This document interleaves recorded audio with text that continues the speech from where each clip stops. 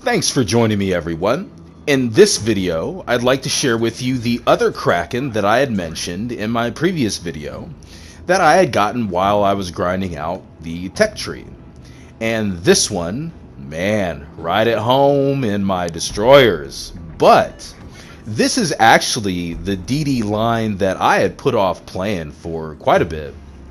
The torpedo range is, oh my gosh, it is really bad. Now this one, I've already gotten into the tier 5, and that one got a little bit better. But this one, it's the equivalent of what I would say, let's say Tyrannosaurus Rex. Got these itty bitty little arms, can't really do a whole heck of a lot with them. Same thing. The torpedo range on Podvoisky is atrocious. It literally is like you better get right up close or right up on them, I'm telling you. So this was an interesting match. Yet again, I was just not looking forward to grinding this line, and lo and behold, that was definitely a lucky shot. I mean, let him off at the right time. Everybody was fire at him, and we got the first blood with 34 damage, 1 shell hit. So this is actually what brought that Kraken in for me, believe it or not. 1 shell hit, 34 damage was the difference between this being a video and it not. That's awesome, right? Only in World of Warship Legends. Now we do get the cap like we're supposed to in a destroyer, right? Gotta definitely get those caps. Now I did go up the middle just by chance. I said, you know what, I spawned in the middle, I'm gonna take a shot.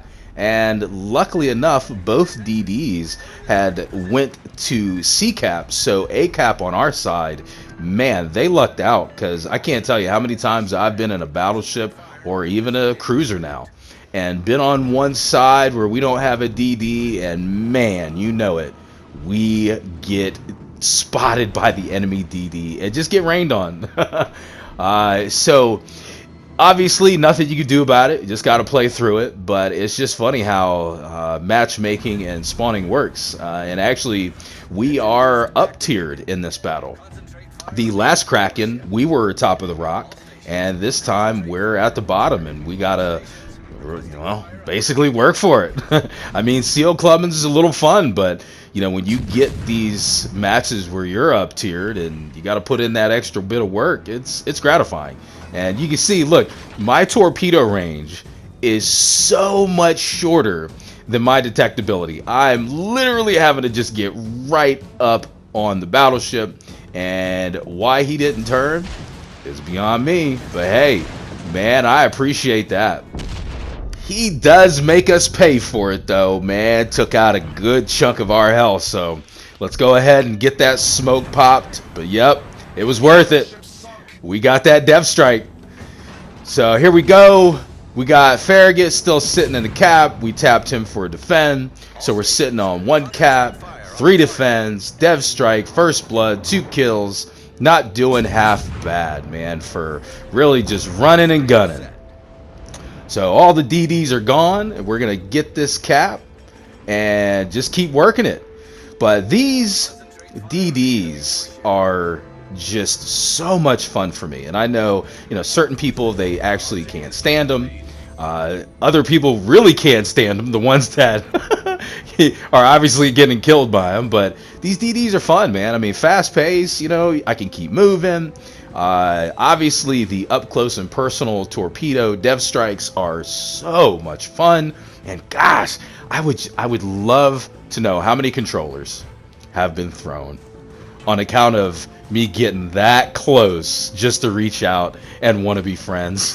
Right? Oh man, to be a fly on the wall. I mean, you guys have been there, right? Either A, getting pissed off, or trying to piss somebody off. I mean, that's a part of the game, right? You got to go out, have fun. It's a video game, nevertheless. I keep preaching that, so that's the one horse I will definitely beat to death. But you can see the torpedoes are so short that even by me letting them go now, there's still a good chance that he may not even run into them. And I'm right on the border. I'm just waiting. I'm heading towards the island, and he's starting to cut in. So I'm like, all right, I'm going to go ahead and take a chance, wait until he's committed into the turn. And again, you see, I'm heading towards that island. I'm trying to get over here by my battleship as well. So he's already, I'm like right at the edge of my spotting range. And you can see, I mean, he's 5.7, 5.4. I'm like, right, I'm starting to pull away. So that's where I start putting in a little bit more distance. And he's going to hopefully run into at least one, like so. And we got another defend. Now, this is where I am trying to play it a bit strategically, because I don't want to throw away the win just to get the Kraken. So I'm heading over here by the island, and this is where I see his guns. They're turned away from me, fire off a shot. Now, I'm definitely not within range of the other 2 or 3 ships that might be within my range to be able to shoot me. So this is where I'm just chilling, waiting. We got 14, 13, just waiting to tick down, right? If our ally takes him out, great. The main objective, obviously, is for me to win the match. And obviously, those Krakens that are just losses, who wants to see those, man? So I tend to just not even post them. Maybe even throw them in a little compilation just to be able to say, hey, here's a Kraken, and we lost. Sucks. So here we go. Torpedoes are reloaded. We're going to dump off both tubes just for principle. Because one set would have did it. We just wanted to make a statement. So, boom, we got our 3rd kill, and heading right back over here to the cap.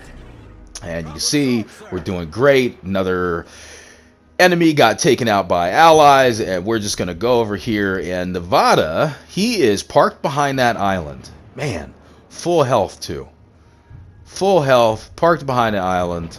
And I mentioned this in Arena.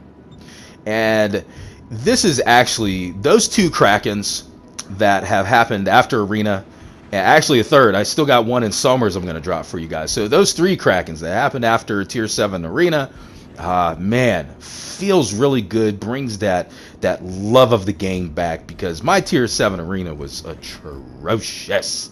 My goodness, not fun. So getting back in here and seeing people move. But what I was trying to get to was the battleship parked over there behind the island. I had mentioned in the Arena video how it's not good to just stay parked and not move at all. In any type of survival or military situation, being parked or stagnant is not going to be good if you're fighting a combat mission and you're trying to survive. Obviously, if you're trying to hold the line, that's a different ball game, right? So anyways, my point is if you want to stay alive in this game, keep moving. I mean, heck, any survivalist will tell you that. So here we go. We got Leander. Boom, knocked him out. And we are 1 shot away. Nevada, he's just staying parked. Now at this point, I'm like, man, I got 4 kills. 730, 134. It'd be really hard to, even if I did YOLO him and I died, it'd be really hard for the team to lose it. But I creeped up a little bit out of my smoke just to see if he could spot me. And I'm like right there at the line, so I'm like, all right, he can't spot me. I'm looking over the crest, and I'm like, man, there's no smoke coming out of his smokestack, so he's not budging at all. Throw it in a quarter, just keep moving. You know what? Full speed ahead. Time to get that Kraken. We got our torpedoes loaded, and full steam ahead. Here we go. This does kind of piggyback on what I said in Arena, man. If you just find an island and you just stay parked most of the battle, it's only a matter of time before you die.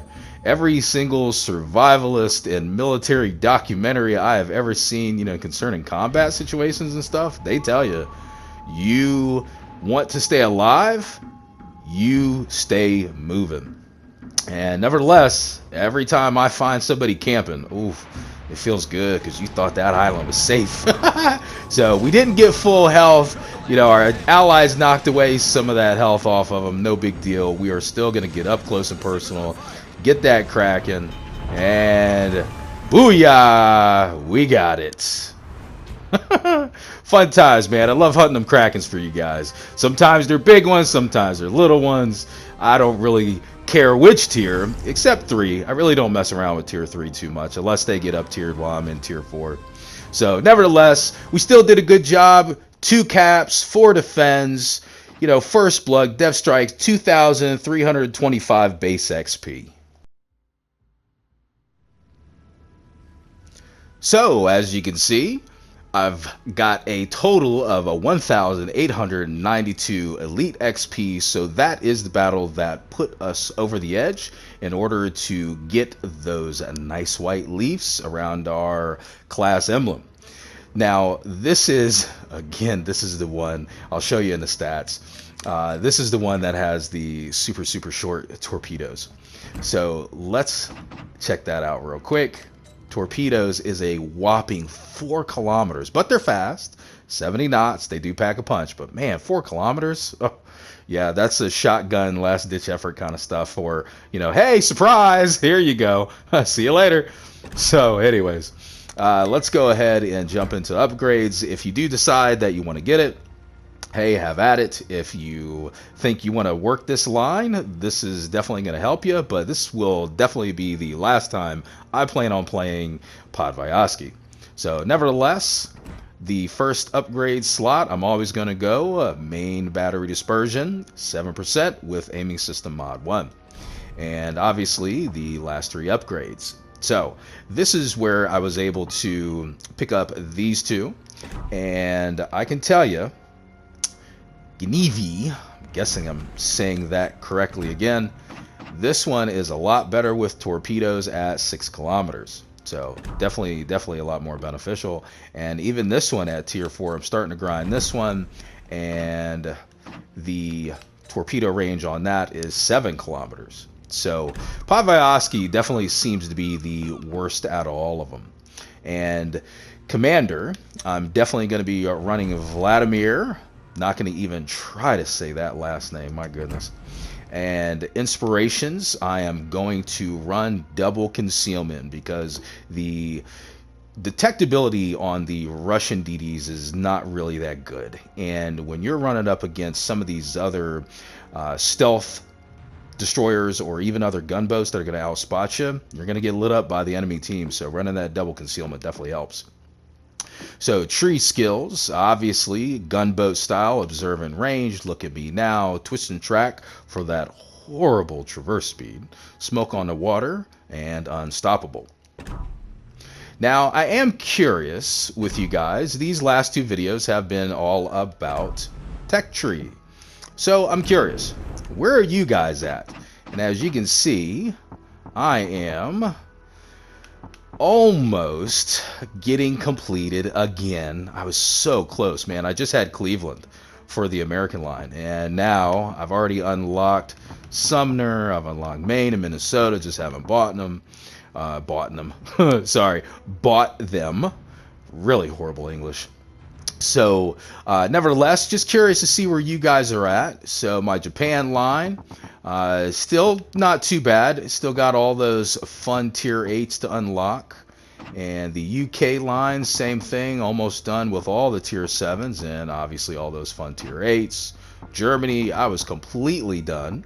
Now I've got nothing but the tier 8s.